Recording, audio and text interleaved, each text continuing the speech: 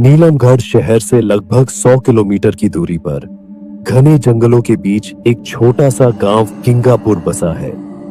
इस गांव के किनारे एक सुनसान सा पानी का सोता बहता है। लोग इसे तालाब ए नीलम कहते हैं। किंगापुर छोटा मगर बहुत पुराना है। यहाँ के लोग जमीन और जमाने की कहानियां जुबान पर रखते हैं। जैसे ही शाम ढलती है, गांव के बुजुर्ग उसी पुराने पीपल के पेड़ के नीचे जमा हो जाते हैं। हल्की सी रोशनी की परछाइयों में वे पुरानी कहानियां सुनाते हैं, जिनमें हंसी कम और डर ज्यादा होता है। कहते हैं, जब अंधेरा गहरा कर चारों ओर फैल जाता है, तो वह पेड़ अपनी खामोश जबान में सरगोशियां करने लगता है, और जो व्यक्ति उस वक्त उसके नीचे फंस जाए, शायद वह कभी पहले जैसा वापस न लौटे। अरे हरिया, क्या तुम्हें लगता है कि रामलोचन चाचा आज भी आएंगे?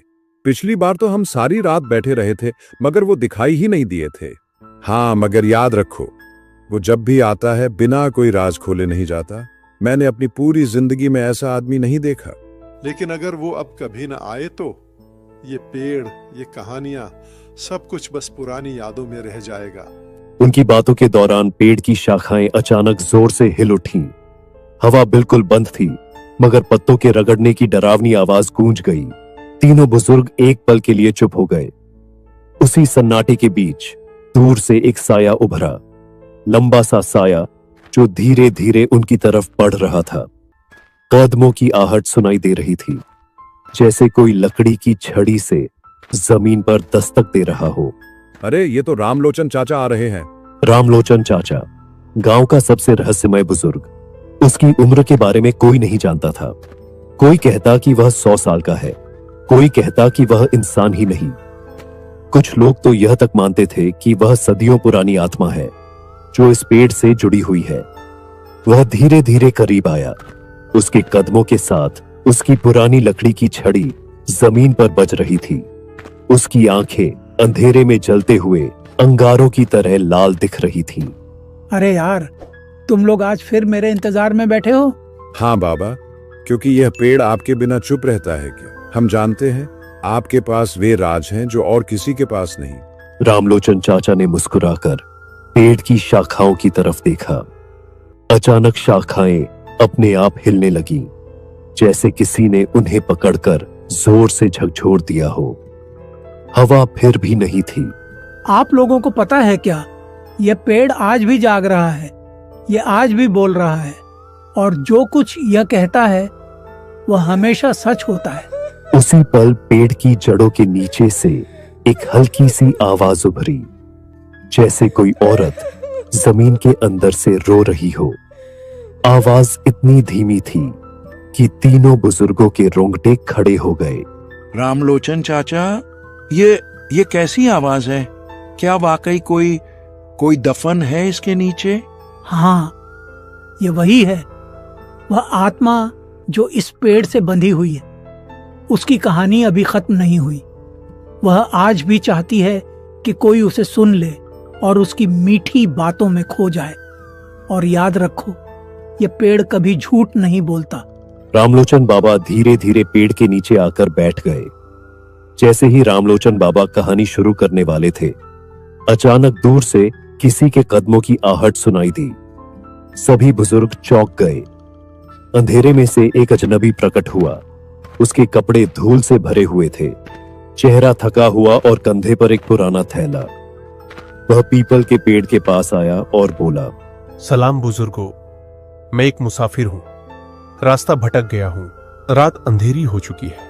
क्या मैं ये रात तुम्हारे गांव में गुजार सकता हूं? हाँ, मगर हमारे घरों में जगह नहीं है। ये गांव छोटा है, सबके घर तंग हैं। मैं दिन भर चलता रहा हूं, पैरों में ताकत नहीं बची। सिर्फ एक रात की बात है, सुबह होते ही निकल जाऊंगा। अगर जगह चाहिए तो यही पेड़ है, लोग अक्सर यहाँ बैठते हैं। तुम चाहो तो इसके नीचे आज रात आराम कर लो। अजनबी चौंक कर पेड़ की तरफ देखता है। इसकी छाया में अजीब सी सनसनी है। पेड़ के नीचे अंधेरी रात है, मगर खैर छत तो है ही नहीं। सोच लो यात्री, यह पीपल का पेड़ आम नहीं है जो इसके नीचे रात बिताता है। वह अगले सुबह वैसा नहीं रहता जैसा सोते समय था। बुजुर्गों, मैंने पहाड़ों में रात बिताई है, कब्रिस्तान के पास भी सोया हूं। एक पेड़ मुझे क्या नुकसान पहुंचा सकता है? हमने अपनी आंखों से लोगों को बदलते देखा है। नहीं जानता कि यह पेड़ किस वक्त जाग उठे। तुम्हें हमारे घरों में जगह नहीं मिलेगी, फैसला तुम्हारा है। तो ठीक है, मैं चलता हूं। अगर गांव में कोई जगह नहीं मिली तो आखिरकार रात बिताने के लिए मुझे यह पीपल का पेड़ ही ढूंढना पड़ेगा। रात गहरी हो चुकी थी। गांव की गलियां सुनसान और डर से भरी हुई थीं। यात्री बार बार गांव के दरवाजों पर दस्तक देता रहा, लेकिन किसी ने दरवाजा नहीं खोला। लोग अंदर से धीरे धीरे फुसफुसाते रहे, मगर बाहर निकलने की हिम्मत किसी में नहीं थी। यात्री थक कर गली के बीच खड़ा हुआ और खुद से बोला, अरे यार, ये कैसे लोग हैं? कोई भी मदद के लिए तैयार नहीं। उसने कुछ पल सोचा कि शायद आगे कहीं कोई सराय या छोटा सा डेरा मिल जाए, लेकिन गांव अंधेरे में डूबा हुआ था। हर खिड़की के पीछे डर से भरी आंखें उसे देख रही थीं। एक बूढ़ी औरत ने अपनी बेटी से फुसफुसाते हुए कहा, देखो, ये वही हो रहा है जो रामलोचन चाचा ने कहा था। अजनबी आया है, अब पेड़ जागेगा। बेटी ने डरते डरते पूछा, मां, क्या वह पेड़ वास्तव में इतना खतरनाक है? मां ने कांपती आवाज में कहा, हां बेटा, अगर वह वहां बैठ गया और वह इस चालवा की मिट्टी मिट्टी बातों में आ गया तो उसकी यह रात आखिरी होगी। यात्री को किसी की फुसफुसाहट सुनाई दी, लेकिन उसने ध्यान नहीं दिया। वह थका हारा गांव के किनारे की ओर बढ़ा और आखिरकार उसी पीपल के पेड़ के नीचे पहुंच गया। वह पेड़ बहुत पुराना और ऊंचा था। इसकी शाखाएं हवा में हिल रही थीं और जड़ें जमीन से बाहर निकलकर सांप की तरह फैल गई थीं। चांदनी उन जड़ों पर पड़ रही थी, जैसे कोई पुरानी हड्डियां चमक रही हो। चलो यार, एक रात की ही तो बात है। सुबह होते ही मैं यहां से निकल जाऊंगा। ये सब गांव वालों की झूठी बनाई हुई कहानियां हैं, सच थोड़ी है। लेकिन जैसे ही वह थोड़ा शांत हुआ, अचानक हवा का झोंका आया और पेड़ की शाखाएं जोर से हिलने लगी। पक्षियों का झुंड अचानक उड़ गया, जैसे किसी ने उनके घोंसले को हिला दिया हो। फिर वही पल आया। पेड़ की जड़ों के नीचे से एक धीमी मगर मोहक महिला की आवाज उठी, यात्री, तुम यहाँ आए हो। तुम अकेले हो और मैं तुम्हारे करीब आना चाहती हूँ। मेरी बहुत मन कर रही है। यात्री चौंक गया। उसकी आंखें फटी की फटी रह गईं। उसने ध्यान से सुना तो आवाज और साफ सुनाई दी। उसका दिल डर और जिज्ञासा से कांपने लगा। ये किसकी आवाज है? यहां तो कोई औरत है ही नहीं। उसने उठकर चारों तरफ देखा। चारों ओर सन्नाटा और अंधेरा था, लेकिन आवाज फिर गूंजी। मैं तुम्हें देख रही हूँ। तुम्हारी थकान और तन्हाई महसूस कर रही हूँ। क्यों ना तुम मेरा सहारा ले लो। यात्री का शरीर पसीने से भीग गया। वह जानता था कि यह आम बात नहीं है, लेकिन उसके दिल में एक अनोखी आकर्षण पैदा हो गई, जैसे आवाज उसके दिल पर असर डाल रही हो। तुम कौन हो और कहां हो? सामने आओ। इस बार आवाज और करीब से सुनाई दी, जैसे जमीन के अंदर से कोई बोल रहा हो। अगर तुम मुझे देखना चाहते हो तो मेरी तरफ झुक कर देखो, जड़ों के बीच, और मैं जो कह रही हूं वही सच है। अभी तुम बस ये मंत्र पढ़ो और मैं तुम्हारे सामने आ जाऊंगी। यात्री झुक गया। जड़ों के बीच जमीन में हल्की सी दरार थी। वहां से ठंडी हवा और धीमी सरसराहट निकल रही थी। अचानक उसे लगा जैसे कोई नरम हाथ उसके चेहरे को छूने की कोशिश कर रहा हो। वह पीछे हट गया और कांपती आवाज में बोला, यह सब मेरा वहम है। मुझे डरने की जरूरत नहीं। लेकिन तभी उस औरत की आवाज फिर से आई, मगर इस बार और भी मीठी थी। तुम डरते हो, मगर तुम जानते हो कि तुम मुझे चाहते हो। अगर तुम दम दरूद पढ़ोगे तो शायद मैं तुम्हारे सामने आ जाऊं। मगर अगर तुम मेरी बात सुनोगे तो हम दोनों हमेशा के लिए साथ रहेंगे। यात्री ने कांपते हुए हाथ जोड़े और मंत्र पढ़ना शुरू कर दिया। उसके शब्द हवा में घुल गए। एक पल को ऐसा लगा कि आवाज गायब हो गई है, लेकिन अगले ही पल जड़ों के बीच से एक काला धुंध निकलने लगा। धुंध ने धीरे धीरे औरत का रूप ले लिया। चांदनी में एक खूबसूरत औरत प्रकट हुई। उसके बाल कमर तक लहरा रहे थे, आंखें चमक रही थीं और होठों पर एक अजीब सी मुस्कान थी। मैं तुम्हें आज याद कर रही हूं। तुमने मुझे सदियों बाद जगाया है, यात्री।